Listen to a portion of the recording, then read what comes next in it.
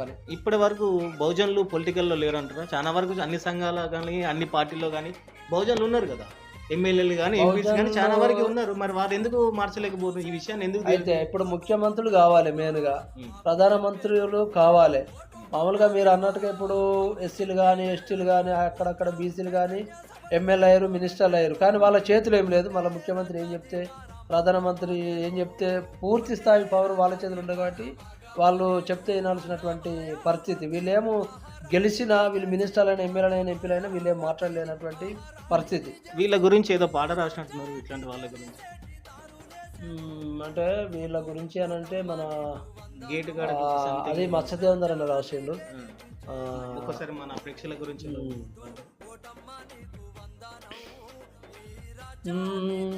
దొరల ఇంటి గేటు ముందు కావలి మన కుక్కలు జాతిని తాకట్టు వెతికే